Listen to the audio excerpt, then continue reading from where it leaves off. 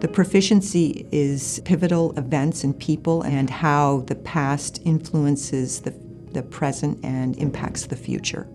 It doesn't necessarily matter what they did, it's the impact that they have. Remember what we're trying to measure here. What we're trying to measure is understanding pivotal events and people. It's on my board, and so I try to leave it up there with an essential question for the marking period, which for us is a duration of 4.5 weeks, which is not the longest time. It really turns out to be about 10 classes. See, because you're hitting this proficiency right up here, where you're trying to show that understanding of what that person did and why it causes us to reorder our thinking, in this case of Russia. I identified that proficiency because history bears the burden of being relevant. And if it's not, people have to question what is happening. Why are we learning dead history and old stories that may not pertain to me? So if you cannot bring it to life and show how the past does impact the future and the present and the future, you are swimming upstream in this day and age. So it's a pretty lofty proficiency, and I'm going to be getting at it by looking at Russian figures. We're studying Russia right now. Okay, so I had Joseph Stalin. He was the dictator of the USSR from 1929 to 1953 and a Soviet revolutionary.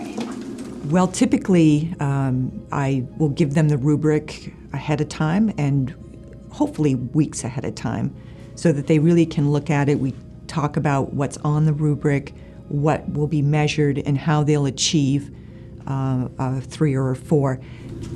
So after this, he had pretty high approval ratings.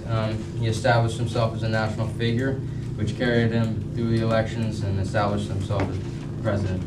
I will try to take notes. I will try to give kids really critical and specific feedback as to what they're doing well and where they can improve. For example, students show the impact of their person by being able to express what their legacy was.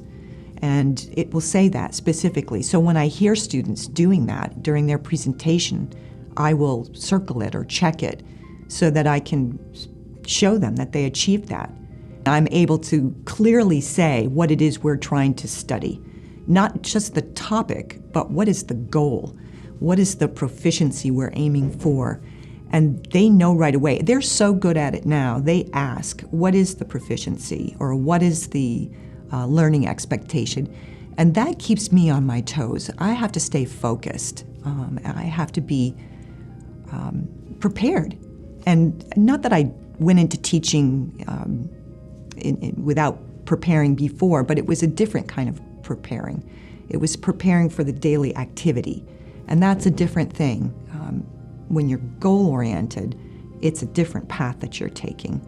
And being intentional is the beauty of the system, because you have already decided ahead of time where you're going to end up. Your path is intentional, and you're more likely to hit the goal. And at least I've found that to be true.